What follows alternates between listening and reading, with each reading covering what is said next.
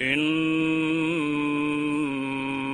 الحمد لله نحمده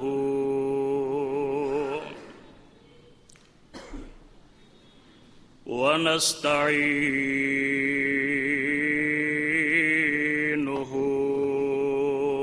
ونستغفره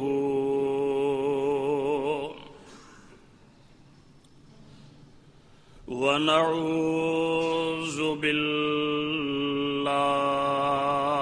من شرور أنفسنا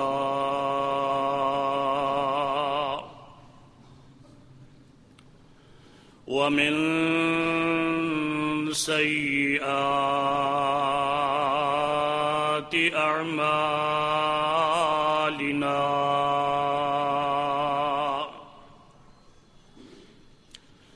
من يهده الله فلا مضل له ومن يضلل فلا هادي له وأشهد أن لا إله إلا الله وحده لا شريك له وأشهد أن محمدًا عبده ورسوله صلى الله تعالى عليه وسلم يا أيها الذين آمنوا اتقوا الله حق تقاته ولا تموتن إلا وأنتم مسلمون يا أيها الناس اتقوا ربكم الذي خلقكم من نفس واحدة وخلق منها زوجها وبث منهما رجالا كثيرا ونساء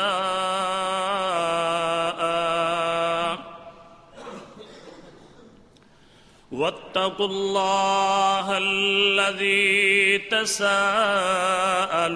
به والأرحام إن الله كان عليكم رقيبا يا أيها الذين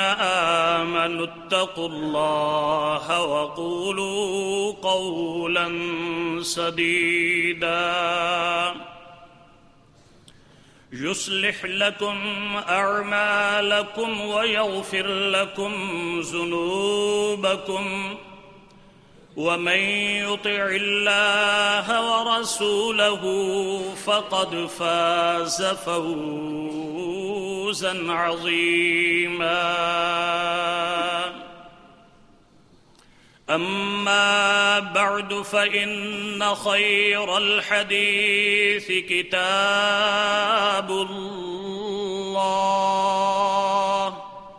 وخير الهدي هدي محمد صلى الله تعالى عليه وسلم وشر الأمور محدثاتها وكل محدثة بدعة وكل بدعة ضلالة وكل ضلالة في النار. أعوذ بالله السميع العليم من الشيطان الرجيم من همزه ونفخه ونفثه. بسم الله الرحمن الرحيم.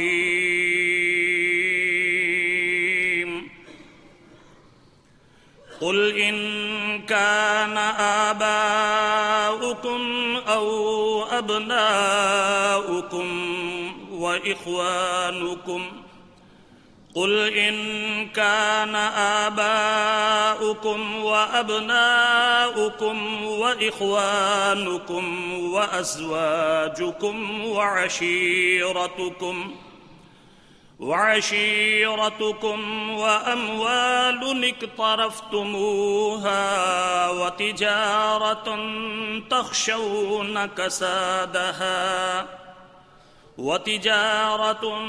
تخشون كسادها ومساكن ترضونها أحب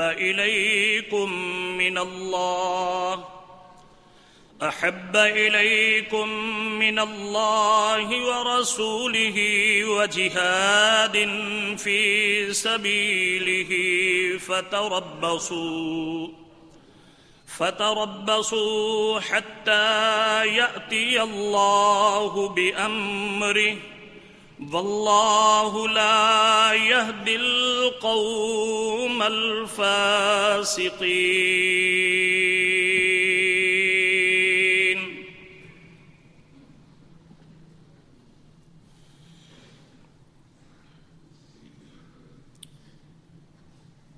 حضرات محترم،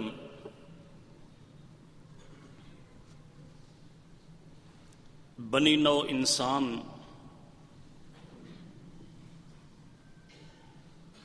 ایک باپ اور ایک ماں کی اولاد ہیں.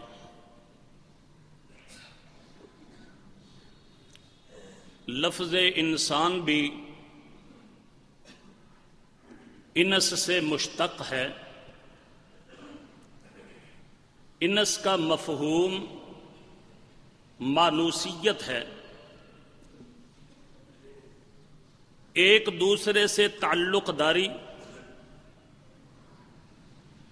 محبت و تودد، ملنساری. اس لفظ انس کے مقابلہ میں لفظ وحشت آتا ہے، اور وحشت کا لفظ وحدت کے معنی کے اندر ہوتا ہے. گویا کہ اللہ رب العزت نے اس انسان کو یہ لفظ اسی لیے عطا فرمایا ہے کہ ان کے اندر مانوسیت ہوتی ہے. معاشرتی طور پر کوئی انسان بھی کسی سے کسی حالت کے اندر علیحدہ نہیں رہ سکتا. کسی نہ کسی لمحے، کسی نہ کسی وقت، کسی نہ کسی مقام پر اسے دوسرے انسان کی ایسی ضرورت، ایسی حاجت پیش آتی ہے کہ اس کے بغیر اس کا چارہ نہیں. گویا کہ یہ انوثیت انسان کے لیے ابدی، لازمی اور ہمیشہ کا تعلق ہے. اب یہ انسانیت یا انوثیت ہے کیا؟ آخر کیوں اللہ مالک نے ان انسانوں کے اندر انوثیت کو پیدا کر دیا؟ وجہ اس کی کیا ہے اور سبب اس کا کیا ہے؟ حقیقت یہ ہے کہ جب اللہ رب العزت نے حضرت انسان کو مع ذریت پیدا فرما دیا، ان کے اندر دو چیزیں ودیت فرما دی. ایک چیز جس کو ہم لفظ حقوق کے ساتھ یاد کرتے ہیں، اور دوسری چیز جسے ہم فرائض کے ساتھ یاد کرتے ہیں۔ یہ دونوں الفاظ ایسے الفاظ ہیں کہ جن میں چامن، چولی اور دامن کا درجہ ہے، ایک دوسرے سے جدا نہیں ہو سکتا، دونوں ہی ایک دوسرے کے ساتھ لازم اور ملزوم ہیں۔ اگر کسی کے لیے حقوق ہیں تو وہی حقوق دوسرے کے اوپر فرائض کی حیثیت رکھتے ہیں، اگر وہ دوسرے کے اوپر جو فرائض ہیں تو وہی دوسرے کے لیے حقوق کی حیثیت رکھتے ہیں۔ انہی دونوں کے درمیان پوری کی پوری انسانیت منسلک ہے، اور اسی سلسلے اور اسی کڑی کے اندر دونوں جکڑے ہوئے ہیں۔ اگر کوئی شخص اس بات کا یہ دعویٰ کرتا ہے کہ میں تمام لوگوں کے حقوق تو ادا کرتا ہوں، لیکن میرے حقوق کوئی شخص ادا نہیں کرتا، تو یہ اس کی بالکل خام خیالی ہے، دعویٰ اس کا بغیر دلیل کے ہے۔ اس موضوع کو میں نے اختیار کیوں کیا ہے؟ اصل معاملہ اس کے اندر یہ ہے، میں اور آپ اس بات سے بخوبی آگاہ ہیں کہ جن نازک حالات سے ہم گزر رہے ہیں،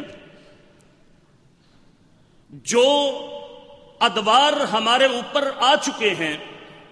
یہ اتنے نازک ہیں، اتنے حالات پریشان کن ہیں کہ ہر شخص، میں اور آپ یا ان کے علاوہ انسان کے دماغ کے اندر جو چیز بھی آتی ہے وہ اسے حق سمجھ کے اسی کے اوپر اڑا بیٹھا ہے، اسی کو صحیح اور بر مبنی حق تصور کیے بیٹھا ہے، اور اس کی فکر اور سوچ کے مقابلے کے اندر دوسرے کی جو سوچ ہے اسے وہ باطل اور غلط قرار دینے کی پوری کوشش میں لگا ہوا ہے۔ آج ہم دیکھتے ہیں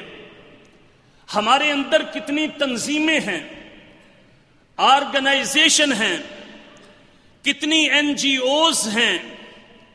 کتنے ایسے افراد ہیں، کتنے ایسے مذاہب ہیں، کتنے ایسے مسالک ہیں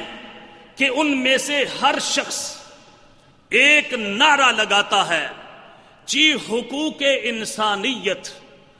سب سے بنیادی چیز حقوق انسانیت ہے۔ جو شخص حقوق انسانیت کو ادا کرتا ہے وہ شخص اس دنیا کے اندر بھی بھلائیاں سمیٹتا ہے،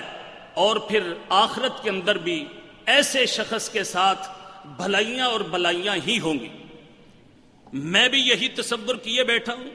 آپ بھی یہی تصور کیے بیٹھے ہیں، بلکہ وہ لوگ کہ جنہیں اللہ رب العزت کے وجود کا یقین نہیں، وہی یہی کلمات استعمال کرتے ہیں اور سمجھتے ہیں کہ ہم حق پر ہیں، انسانیت کی خدمت ہی ہر چیز۔ یہ ایک ایسا کلمہ ہے، اس کلمے کو ہے ٹھیک، ہے سیدھا صاف، لیکن مطلب ہم نے اس کا غلط باطل لینے کی کوشش کی ہے۔ ٹھیک اسی طرح سیدنا علی بن ابی طالب رضی اللہ تعالی عنہ جس وقت انہوں نے خارجیوں کے خلاف کارروائی کی، اصل مسئلہ کیا بنا؟ مسلمانوں کی دو جماعتوں میں اختلاف پیدا ہوا، نتیجتاً دونوں جانب سے اس بات کے اوپر اتفاق ہوا کہ دو فیصلہ کرنے والے برگزیدہ بزرگ منتخب کر لیے جائیں، ہم بھی اپنی بات انہیں بتا دیں اور آپ بھی بات انہیں بتا دیں۔ اس کا نتیجہ یہ ہوگا کہ جو دونوں شخص یہ اتفاقی طور پر فیصلہ کریں گے، ہم دونوں فریق اس فیصلے کو اس فیصلے کے اوپر پابند ہوں گے، اس کو تسلیم کریں گے۔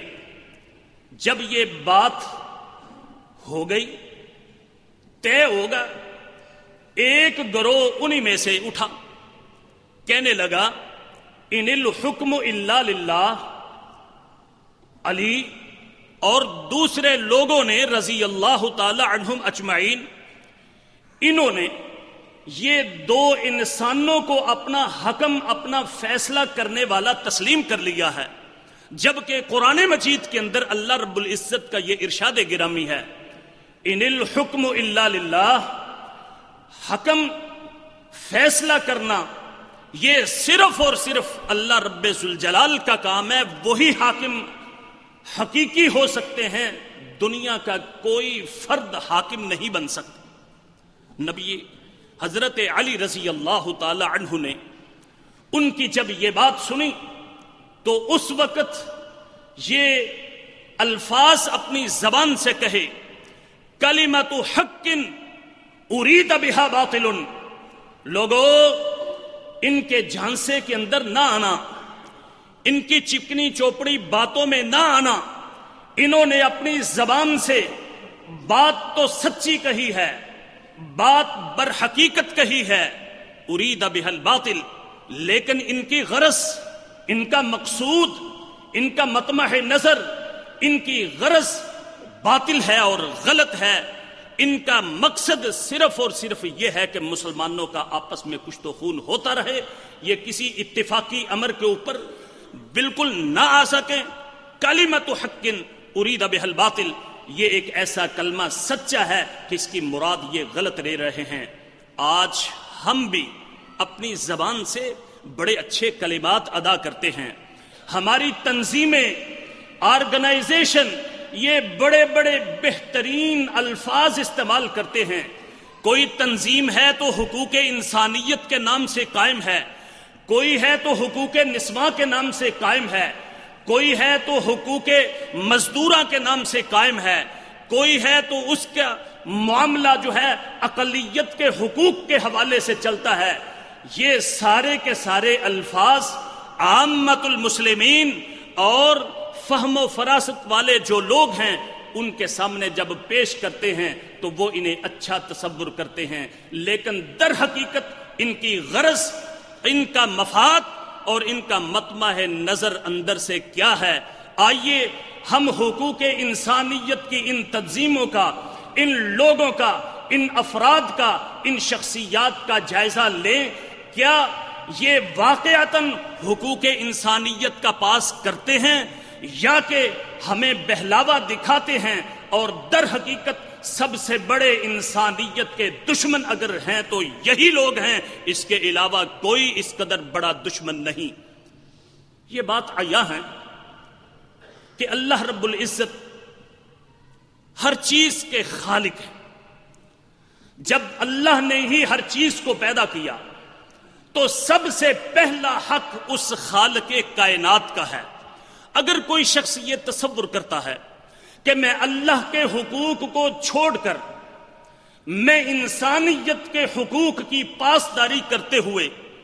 اپنی اس زندگی کو بسر کروں، پھر مجھے اس دنیا کے اندر کامیابی مل جائے، آخرت کے اندر کامرانی اور فوز و فلاح سے ہمکنار ہو جاؤں، تو یہ بات اس کی بالکل غلط ہے، یہ حقیقت کے خلاف ہے۔ دیکھیے کچھ ایسے پہلی امتوں کے اندر بھی لوگ موجود تھے جنہوں نے اس بات کا دعویٰ کیا کہ بس صرف اور صرف اللہ کے حقوق کو بجا آور لایا جائے، اللہ کے حقوق کو پورا کیا جائے تو بس انسان کی زندگی کا مقصد بھی یہی ہے۔ لیکن کیا وہ کامیاب ہو گئے؟ قرآن مجید کے اندر اللہ رب العزت نے کچھ ایسے لوگوں کا تذکرہ فرمایا۔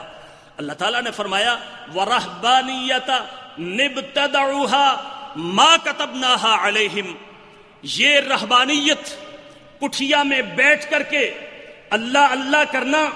صرف اور صرف اللہ کی عبادت کے اندر ہی لگے رہنا، دنیا سے لا تعلقی کر لینا، انسانوں سے ناتا جو توڑ لینا اور ہر انسان سے اپنے تعلق کو الگ کر لینا اور اپنے آپ میں یہ تصور کرنا کہ میں صرف اور صرف اللہ کی عبادت کے اندر ہی منہمک رہوں، کیا وہ اللہ تعالیٰ کے ہاں کامیاب اور کامران ہو گیا؟ اللہ تعالیٰ نے فرمایا یہ انہوں نے اپنی جانب سے اس اختراع کر لیا، اسے اپنی جانب سے بنا لیا۔ ما کتبناها علیہم، ہم نے ان کے اوپر صرف یہی چیز فرض نہیں کی تھی، ہم نے صرف خالق و مالک کے حقوق ان کے اوپر عائد نہیں کیے تھے، بلکہ اس کے علاوہ لوگوں کے، انسانیت کے حقوق بھی ان کے اوپر فرض کیے تھے، لازم کیے تھے۔ لہٰذا اگر کوئی شخص یہ سمجھے بیٹھا ہے کہ اللہ کے حقوق ادا کر کے میں صرف کامیاب ہو جاؤں گا تو اس کی بات بے بنیاد اور غلط ہے۔ جب تک وہ مخلوق کے حقوق کو ادا نہیں کرے گا تب تک نہ دنیا کے اندر وہ کامیاب ہو سکتا ہے اور نہ آخرت کے اندر وہ کامیاب ہو سکتا ہے۔ ایک گروہ ایسا نکلا، اس نے لوگوں کو یہ باور کرانے کی کوشش کی کہ دیکھیں جی اللہ کے حقوق کی کوئی ضرورت نہیں، نعوذ باللہ من ذالک، صرف اور صرف انسانیت کے حقوق، ہر انسان کے ساتھ اچھا برتاؤ، ہر انسان کو بہتر انداز کے ساتھ ملاقات، اس کے ساتھ خیر، نیکی، اچھائی اپنے خیال کے مطابق، لیکن در حقیقت اس کا بھی نظریہ بالکل غلط۔ کیوں؟ وہ اس لیے کہ اگر کوئی شخص یہ سمجھے بیٹھا ہے کہ میں انسانیت کے یہ حقوق ادا کر لوں تو کامیاب ہو جاؤں گا، یہ بالکل صفر ہے، اس کی کوئی حیثیت نہیں۔ آئیں ہم عقلی طور پر بھی اس بات کا جائزہ لیں اور کتاب و سنت کی روشنی کے اندر بھی ہم اس بات کا جائزہ لیتے ہیں کہ کیا لوگوں کے حقوق ادا کرنا، اس کے اندر اس بات کی سخت اور ہمت ہے کہ واقعتاً یہ حقیقی معنوں کے اندر حقوق ادا کرنے کا اہل ہے کہ نہیں ہے؟ ہر شخص اس بات سے بخوبی آگاہ ہے، انسانیت کے اندر سب سے افضل ترین اگر کوئی انسان ہے، اعلیٰ ترین انسان ہے، اگر کوئی سید البشر ہے، سید اولین والآخرین ہے، تو وہ سید اکرم جناب محمد الرسول اللہ صلی اللہ علیہ وسلم کی ذات گرامی ہے۔ اب سب سے پہلے انسانیت کے جو شخص حقوق ادا کرنا چاہتا ہے، اگر پیارے پیغمبر محمد الرسول اللہ صلی اللہ علیہ وسلم کے حقوق کو ادا نہیں کرتا تو وہ اپنے اس دعویٰ کے اندر باطل ہے، بالکل غلط ہے۔ زبان سے وہ الفاظ ایسے استعمال کرتا ہے کہ باطن اس کا اس بات کے ساتھ نہیں دیتا کہ جو افضل البشر کے حقوق کو ادا نہیں کرتا وہ عام انسان کے حقوق کیسے ادا کر سکتا ہو؟ جتنی مرضی لچھے داری والی باتیں کر لے، جتنی مرضی تنظیمیں بنا لے، لوگوں سے چندہ بٹور لے، بین الاقوامی طور پر شہرت حاصل کر لے، لیکن اللہ کی قسم اس وقت تک اس کے حقوق کی پرکا جتنی بھی حیثیت نہیں کہ جب تک وہ سید دو عالم پیارے پیغمبر محمد الرسول اللہ صلی اللہ علیہ وسلم کے حق ادا نہیں کرتا۔ آئیے اس سردار انسانیت کے حقوق کیا ہیں جو پوری کی پوری انسانیت کے ذمہ ہیں۔ اگر کوئی شخص ان میں سے کسی ایک حق کو بھی ادا نہیں کرتا تو کوئی شخص جتنا مرضی دعویٰ کرے وہ کسی انسان کے حق کو ادا کرنے والا نہیں بن سکتا۔ سب سے پہلا وہ حق جو سید البشر، سید ولد آدم، جناب محمد الرسول اللہ صلی اللہ علیہ وسلم کا ہے، وہ یہ ہے کہ دنیا کے کسی خطے کے اندر کوئی انسان ہو، اس کا کسی مذہب کے ساتھ تعلق کیوں نہ ہو، کسی فرقے کے ساتھ تعلق کیوں نہ ہو، وہ انسان کسی کٹھیا کے اندر کیوں نہ ہو،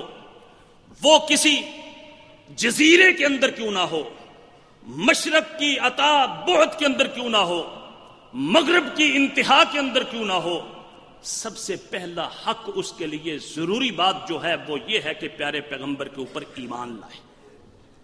اگر کسی شخص کا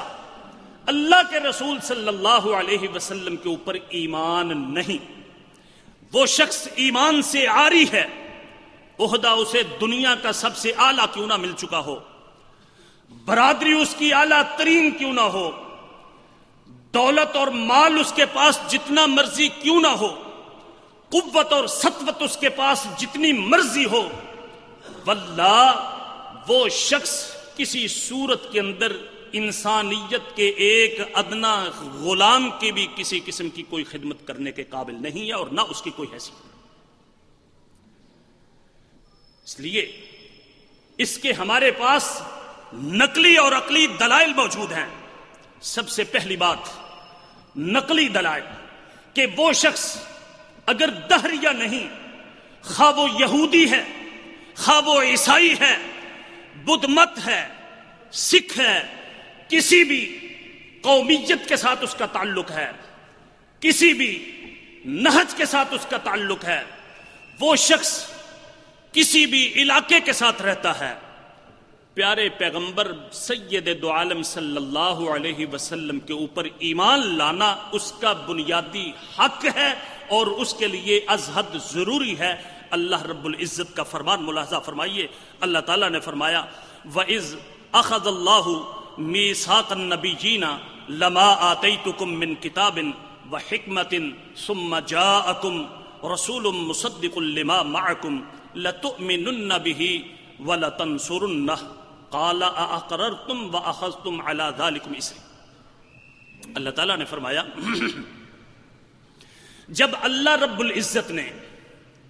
ان پاک باز ہستیوں سے ایک عہد لیا، اقوام عالم اس بات پر متفق ہیں، ان کا تعلق کسی بھی الہامی کتاب کے ساتھ ہے یا کسی بھی جماعت کے ساتھ ہے، کہ اس دنیا کے اندر اگر سب سے اعلیٰ ترین کوئی شخصیت ہے تو وہ انبیاء علیہم السلام کی شخصیت ہے۔ اس میں کوئی دو رائے نہیں اور کوئی اختلاف نہیں۔ گویا کہ دوسرے الفاظ میں آپ یوں سمجھ لیے کہ پوری انسانیت کا خلاصہ، پوری انسانیت کا مکھن اور ملائی انبیاء کرام رضوان اللہ علیہم صلوات اللہ علیہم وسلامہ ہیں۔ اب ان انبیاء علیہم السلام کو ان کے خالق و مالک اللہ رب العزت ان سے یہ خطاب فرما رہے ہیں اور یہ عہد لے رہے ہیں کہ جب اللہ رب العزت نے ان انبیاء علیہم السلام سے اس بات کا عہد لیا کہ دیکھنا آپ کی نبوت کا زمانہ ہو، آپ کا دور رسالت ہو، آپ اس وقت دنیا کے اندر لوگوں میں موجود ہوں اور نبوت کے فرائض سر انجام دے رہے ہوں کہ میرا ایک رسول، وہ کون رسول، اس بات کے اوپر سب کے سب متفق ہیں۔ اس دشمنی سے پہلے یہودی بھی اس بات پر اتفاق کرتے تھے، عیسائی بھی اس بات پر اتفاق کرتے تھے۔ جب اللہ کے رسول صلی اللہ علیہ وسلم تشریف لائے، ماننے کے بعد، معرفت کے بعد، پہچان کے بعد، ضد اور عناد کی وجہ سے صرف انہوں نے انکار کیا اور جحود کا اظہار انہوں نے کیا۔ وہ بھی مانتے تھے کہ اس آیت کا مصداق وہی پیارے پیغمبر صلی اللہ علیہ وسلم ہیں کہ جب اللہ کے پیغمبر صلی اللہ علیہ وسلم آ جائیں تو لَتُؤْمِنُنَّ بِهِ، اے میرے انبیاء کی جماعت، میں نے ہی تمہیں نبوت سے سرفراز کیا، میں نے ہی تمہیں رسالت جیسا اعلیٰ مرتبہ اور مقام عطا کیا ہے، تم نے میرے اس پیغمبر رسول کے اوپر ایمان ضرور لانا ہے، خالی ایمان نہیں لانا بلکہ لَتَنْصُرُنَّ، تم نے ہر طرح سے اس کے ساتھ تعاون کرنا ہے، اس کی مدد کرنا ہے، اور اس بات کا میں آج تم سے اقرار لے رہا ہوں۔ اللہ رب العزت نے واشگاف الفاظ کے اندر انبیاء علیہم السلام سے فرمایا اور انبیاء نے اس بات کا اقرار کر لیا۔ جب وہ خلاصہ انبیاء علیہم السلام کا پیارے پیغمبر کے اوپر ایمان لانا اللہ کی جانب سے ان کے لیے ضروری ٹھہرا، تو اس کا مطلب ہے میں اور آپ کس بات کی مولی ہیں؟ وہ لوگ جن کو نبوت بھی حاصل نہیں، رسالت بھی حاصل نہیں، ان کے لیے بھی پیارے پیغمبر صلی اللہ علیہ وسلم کے اوپر ایمان لانا ضروری ہے۔ اور عقلی طور پر بھی کیوں نہ ضروری ہو، حقیقت یہ ہے عرب کے وہ حالات، بلکہ عرب کے علاوہ پوری دنیا کے حالات اس بات کا تقاضا کرتے تھے کہ کسی ریفارمر، کسی ایسے رہبر اور کسی ایسے پیغمبر کی ضرورت ہے کہ جو اس بھٹکی ہوئی انسانیت کو راہ ہدایت دکھائے۔ اور پھر اس کے علاوہ سب سے بڑا اس بات کا یہ عقلی طور پر دلیل کہ اللہ کے پیغمبر پوری کائنات کے لیے پیغمبر ہیں کہ تھوڑے سے عرصے کے اندر، مختصر وقت کے اندر آپ کی ہدایات دنیا کے کس کس کونے تک پہنچ گئی۔ اور سب سے بڑی دلیل اس بات کے اوپر یہ بھی موجود ہے، اللہ رب العزت نے آپ کو 2 عظیم قسم کے معجزات عطا فرمائے۔ ویسے معجزات بہت زیادہ ہیں، سب سے پہلا ایک معجزہ یہ کہ اہل مکہ نے سوال کیا، آپ اگر نبی ہیں، نبوت کا دعویٰ کرتے ہیں تو ہمیں کوئی ایسی بات بتائیں۔ اللہ رب العزت نے اللہ کے پیغمبر صلی اللہ علیہ وسلم سے یہ فرمایا کہ دیکھو ان کو یہ چاند میں 2 ٹکڑے کرنے لگا ہوں۔ آج کتنے ماہر فلکیات ہیں اور کتنے ایسے فلسفی ہیں جو اس بات کے اوپر اقراری ہیں، اگرچہ اسلام وہ قبول نہیں کر سکے لیکن اس بات کی وہ بھی شہادت دیتے ہیں کہ چاند 2 ٹکڑے ہوا تھا، اور یہی پیارے پیغمبر صلی اللہ علیہ وسلم کی رسالت کی ایک بہت بڑی عظمت ہے۔ پھر نبی کریم صلی اللہ علیہ وسلم نے فرمایا، لوگوں، ہر نبی کو کوئی نہ کوئی معجزہ ضرور دیا گیا ہے۔ وہ معجزہ جو ہی اللہ کا نبی اس دنیا سے رخصت ہوا، وہ ساتھ ہی معجزہ اس کا بھی ختم ہو گیا۔ لیکن اللہ نے مجھے ایک ایسا معجزہ عطا کیا ہے کہ رہتی دنیا تک وہ قائم اور دائم رہے گا۔ وہ معجزہ یہ قرآن مجید آج تک کوئی غیر مسلم، کسی فرقے سے تعلق رکھنے والا اس کے اعجاز کا انکار نہیں کر سکا۔ اور حقیقت یہی ہے کہ اللہ کے رسول صلی اللہ علیہ وسلم کا حق سب سے پہلا یہ ہے کہ ان پر ایمان لایا جائے۔ آخر کیوں؟ اس لیے کہ ایمان ایک ایسا عمل ہے کہ اس جیسا کوئی عمل نہیں۔ یہ اتنا افضل، نبی کریم صلی اللہ علیہ وسلم کے پاس ایک شخص آیا، آ کے کہنے لگا، اے اللہ کے پیغمبر صلی اللہ علیہ وسلم، ای العمل افضل، کون سا عمل بہتر ہے، فضیلت والا کون سا عمل ہے، سب اعمال میں سے سب سے اچھا عمل کون سا ہے؟ نبی صلی اللہ علیہ وسلم نے فرمایا، ایمان باللہ ورسولہ صلی اللہ علیہ وسلم، اللہ اور اس کے رسول صلی اللہ علیہ وسلم کے ساتھ ایمان لانا یہ سب اعمال سے سب سے افضل ترین۔ اگر کوئی شخص پوری دنیا کے حقوق ادا کرتا رہے، اچھے سے اچھا عمل کرتا رہے، بہترین خدمتیں کرتا رہے، اس کے اندر اللہ کے رسول صلی اللہ علیہ وسلم کے اوپر ایمان نہیں تو اس کی ساری کی ساری خدمتیں ہباء منصورہ ہیں، اس کی یہ دنیا کی محنتیں عکارت ہیں، ایک مچھر کے پر جتنی بھی اس کی محنتوں کی کوئی حیثیت اور کوئی وقت نہیں۔ اس کے دلائل قرآن و سنت کے اندر موجود ہیں۔ نبی کریم صلی اللہ علیہ وسلم کے صحابی حضرت ابو ہریرہ رضی اللہ تعالی عنہ فرماتے ہیں، نبی کریم صلی اللہ علیہ وسلم کے پاس ہم تشریف فرما تھے، حاضر خدمت تھے کہ آپ نے فرمایا، والذی نفس محمد بیدہ، اس ذات کی قسم جس کے قبضہ قدرت کے اندر میری جان ہے، میں محمد کی جان اس کے ہاتھ کے اندر ہے، میں اس اللہ کی قسم اٹھا کے کہتا ہوں، لا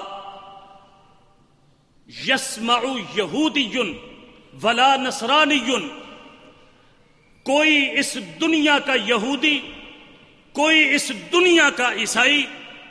اور نہ ہی اس امت میں سے کوئی ایک شخص ایسا کہ جس کا تعلق کسی بھی فرقے کے ساتھ کیوں نہ ہو، وہ میرے پیغام کو سن لے، میری تشریف آوری کا اسے پتہ چل چکا، نبوت و رسالت اس کے سامنے عیاں ہو چکی، پھر اس کے باوجود وہ میرے اوپر ایمان نہیں لاتا، میں اس ذات کی قسم اٹھا کے کہتا ہوں کان من اصحاب النار، وہ شخص ہمیشہ ہمیشہ کے لیے دوزخی ہے، نار جہنم کے اندر جائے گا، کسی صورت کے اندر اس کی کامیابی ممکن نہیں۔ تو گویا کہ اگر کوئی شخص انسانیت کی خدمت کرنا چاہتا ہے، انسانیت کو اپنی خدمات سے نوازنا چاہتا ہے، تو سب سے پہلی خدمت، سب سے پہلی وہ جو حقیقتاً حق ہے وہ پیارے پیغمبر صلی اللہ علیہ وسلم کے اوپر ایمان لانے والا وہ ادا کرے۔ اگر کوئی شخص یہ حق ادا نہیں کرتا تو جتنی مرضی وہ ڈھنڈورا پیٹتا رہے، دعوے کرتا رہے، جتنی مرضی وہ انسانیت کی خدمت میں لگا رہے، اس کی کوئی حیثیت اور کوئی وقت نہیں۔ آئیے دوسرا حق کیا ہے؟ اس حق کے ساتھ ظاہر بات ہے کہ کچھ لوگ ایسے بھی ہیں کہ وہ دعویٰ ایمان کا کرتے ہیں، سمجھتے ہیں کہ ہم پیارے پیغمبر صلی اللہ علیہ وسلم کے اوپر ایمان لاتے ہیں، ہمارا آپ کے اوپر ایمان اور یقین کامل ہے، پھر ہم خدمت خلق کرتے ہیں، پھر ہم خدمت انسانیت کے اندر لگے ہوئے ہیں۔ کیا ان کا یہ ایمان واقعتاً ایمان ہے کہ خالی دعوی؟ دوسرا حق جو پیارے پیغمبر صلی اللہ علیہ وسلم کہا ہے وہ کیا ہے کہ پوری مخلوقات سے، پوری انسانیت سے، پوری کائنات سے بڑھ کر پیارے پیغمبر صلی اللہ علیہ وسلم سے اس کی محبت ہو۔ اگر کوئی شخص محبت کا دعویٰ کرتا ہے کہ مجھے اللہ کے پیغمبر صلی اللہ علیہ وسلم کے ساتھ محبت ہے، تو پھر اس محبت کا اظہار ہوتا ہے، وہ اظہار عملی طور پر ہوتا ہے۔ آئیے یہ محبت ایمان کے بعد ایک ایسی کیفیت ہے کہ اگر کسی انسان کو پیارے پیغمبر صلی اللہ علیہ وسلم سے ہر چیز سے بڑھ کر محبت نہیں تو اس کے ایمان کی بھی کوئی وقت نہیں، کوئی حیثیت نہیں۔ اللہ رب العزت کا ارشاد گرامی ہے قل ان کان آباؤکم و ابناؤکم، اے لوگو سن لو، ان کان آباؤکم، اگر تمہارے آباء و اجداد، ابناؤکم تمہاری اولادیں، اخوانکم تمہارے بھائی، ازواجکم تمہاری بیگمات، وعشیرتکم تمہارے قبائل، خاندان، کنبے، قبیلے، اموال اقترفتموہا وہ مال، وہ دولت جو تم نے کما رکھی ہے، وتجارت تخشون کسادہا وہ کاروبار جن کی کساد بازاری کا تمہیں خوف اور خطرہ ہے، جس کی لاش سے تم پریشان ہوتے ہو، ومساکن ترضونہا وہ بلڈنگیں، وہ کوٹھیاں، وہ بنگلے، وہ حویلیاں جو تمہیں بڑی خوبصورت لگتی ہیں، جس کی ایک ایک باتھ روم کے اوپر تم نے 50,000 ہزار یا لاکھ لگا دیے ہیں، دوسروں کو دعوت دیتے ہو آؤ دیکھو میں نے اپنا ڈرائنگ روم کیسا سجایا ہے۔ یہ چیزیں احب الیکم اگر تمہیں زیادہ محبوب ہیں،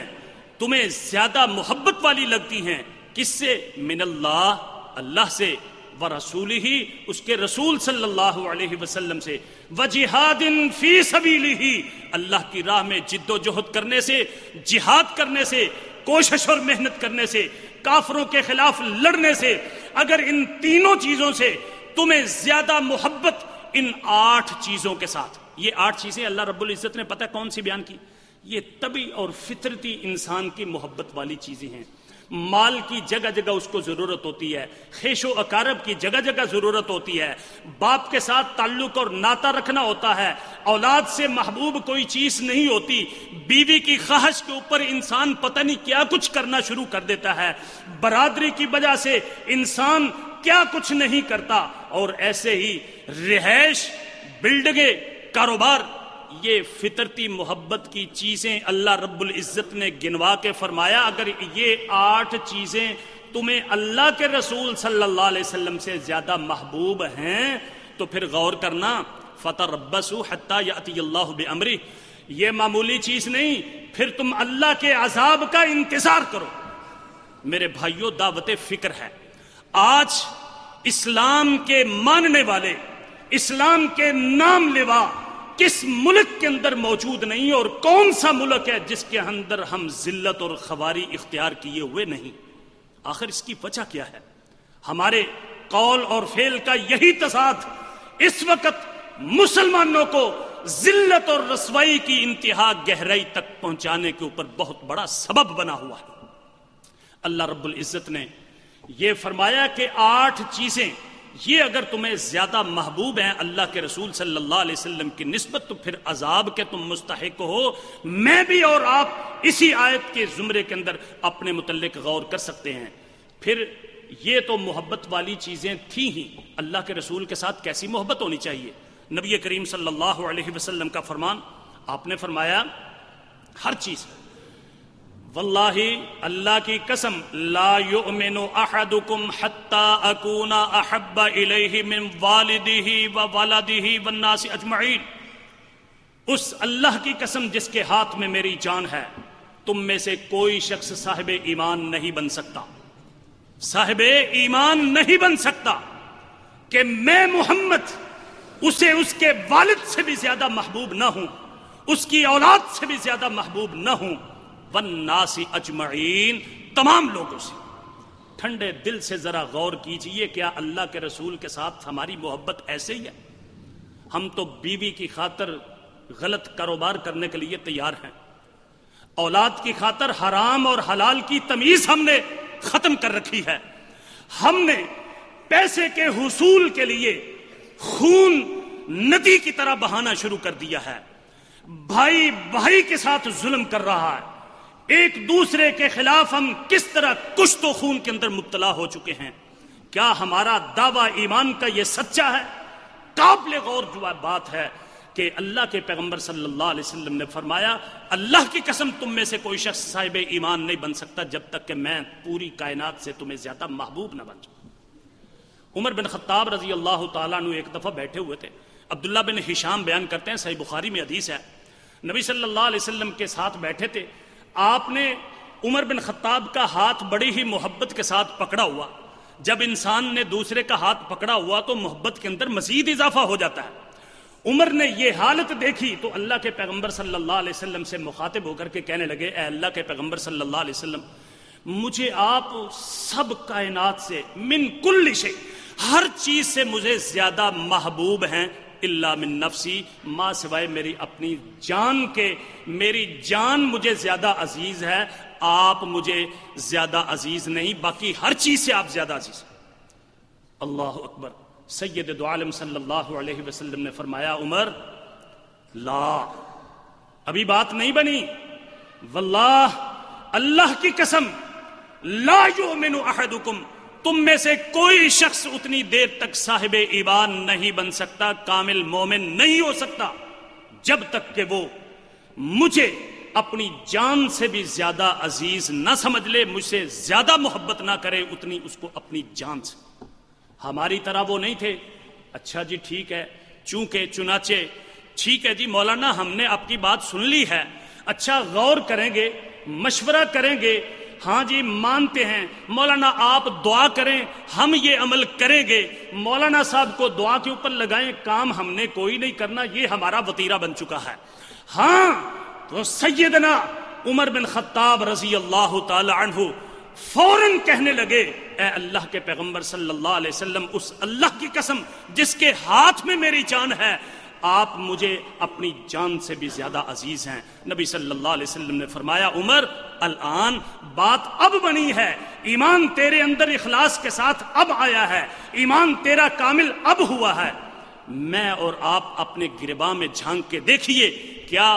ایمان کے حوالے سے، نبی کریم صلی اللہ علیہ وسلم کی محبت کے حوالے سے کیا یہ ہمارا معیار ہے؟ اگر ہے تو صد مبارک ہے، آپ خوش نصیب ہیں، اگر نہیں تو بڑا خطرناک معاملہ ہے۔ اس حوالے سے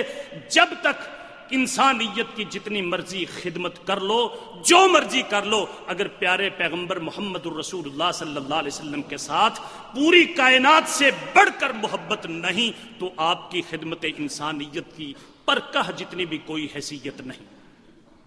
سید دو عالم محسن انسانیت، سردار انسانیت کا تیسرا حق کون سا ہے؟ نبی کریم صلی اللہ علیہ وسلم کے ایسے ہی حوالے سے تیسرا حق یہ ہے کہ آپ صلی اللہ علیہ وسلم کی اطاعت، آپ کی اتباع، آپ کی فرما برداری۔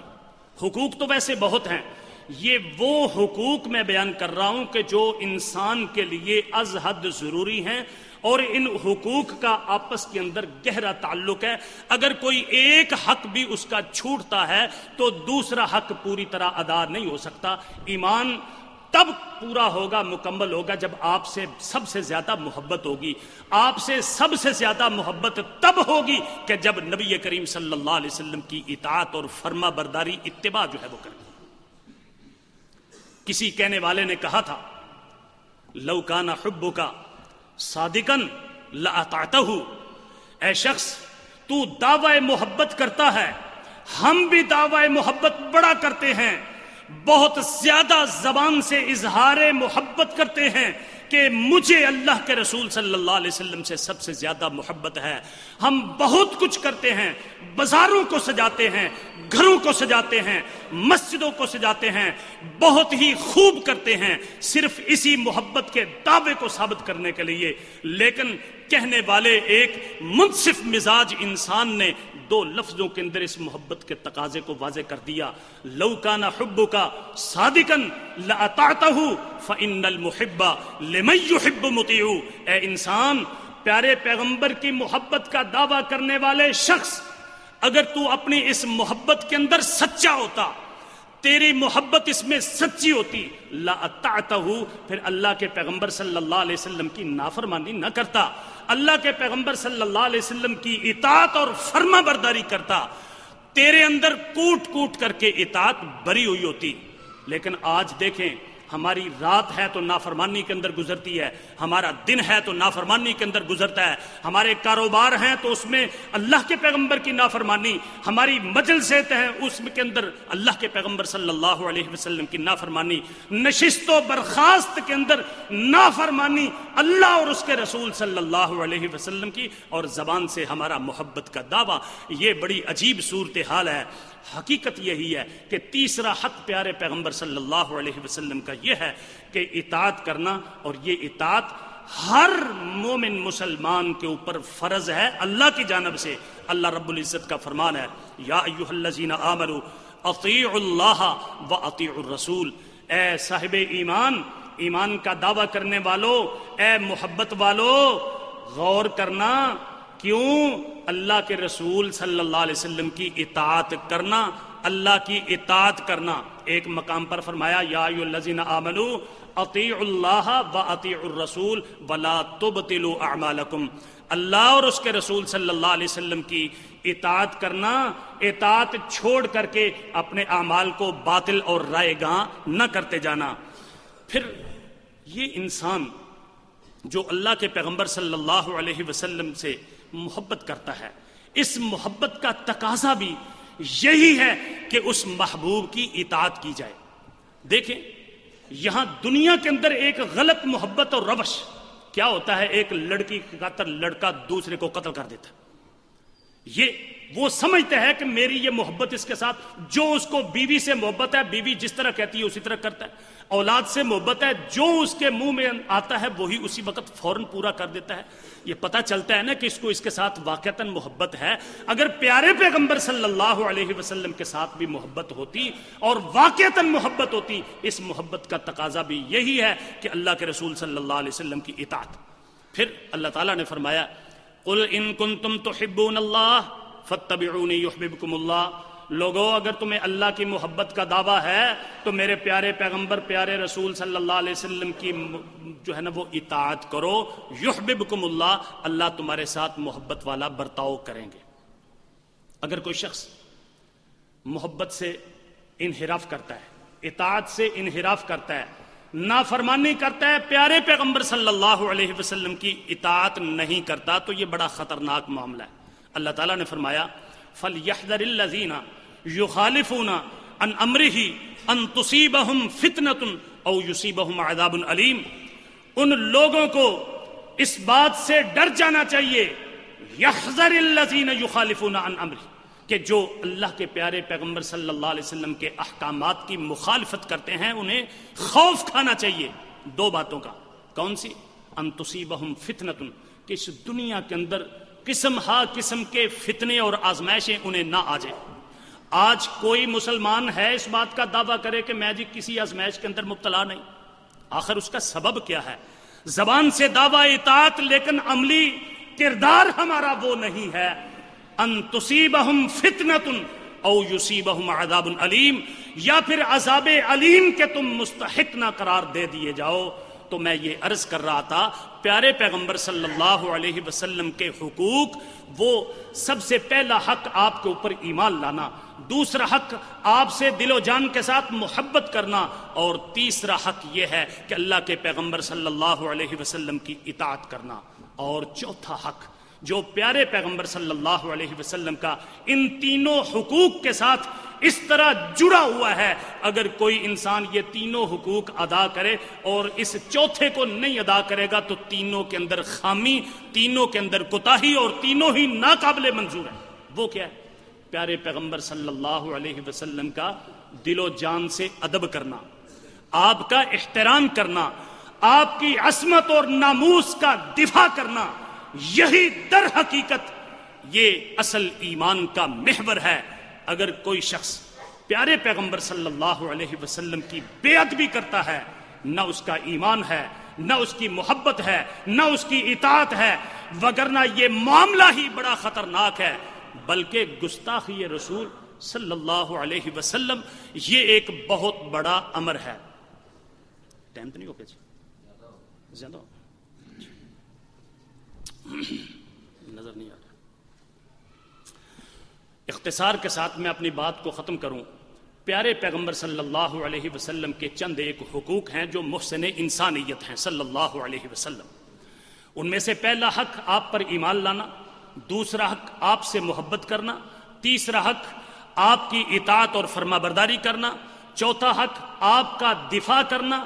آپ کی نصرت کرنا، آپ کی ناموس اور عزت کی حفاظت کرنا، اور پانچواں حق یہ ہے کہ آپ کو فیصل تسلیم کرنا۔ اگر آپ کا کوئی شخص فیصلہ تسلیم نہیں کرتا تو یہ شخص بھی اپنے ایمان سے بالکل عاری ہے۔ یہ چند ایسے حقوق تھے کہ اگر کوئی انسان ان کو ادا کرتا ہے،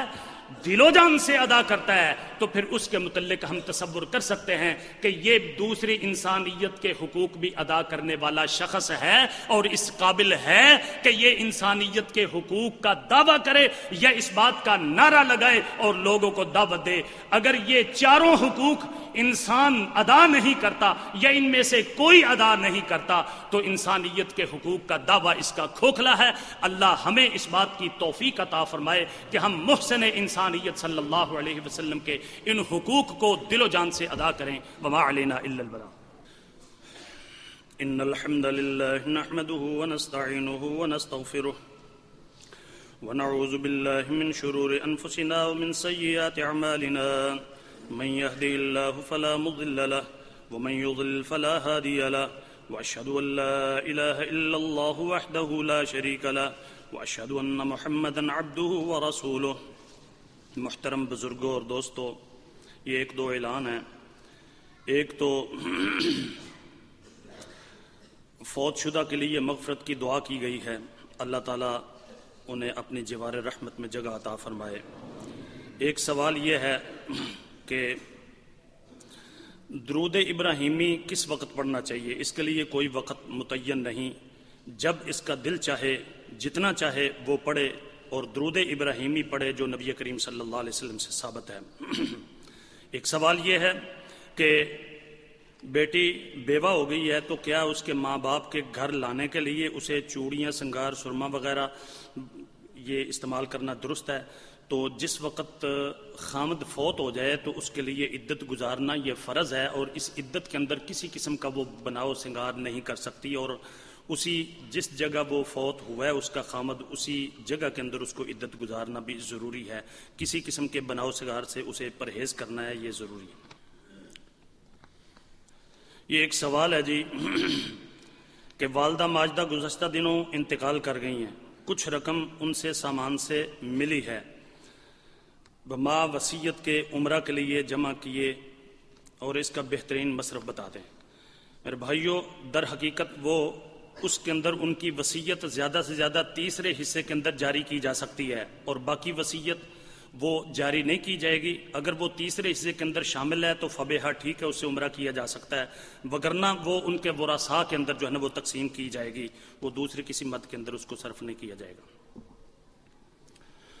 اللهم صل على محمد وعلى آل محمد كما صليت على إبراهيم وعلى آل إبراهيم إنك حميد مجيد اللهم بارك على محمد وعلى آل محمد كما باركت على إبراهيم وعلى آل إبراهيم إنك حميد مجيد اللهم اغفر للمسلمين والمسلمات والمؤمنين والمؤمنات الأحياء منهم والأموات اللهم انصر الإسلام والمسلمين وأهلك الكفر والكافرين اللهم انصر من نصر الدين سبحان ربك رب العزة عما يصفون وسلام على المرسلين والحمد لله رب العالمين۔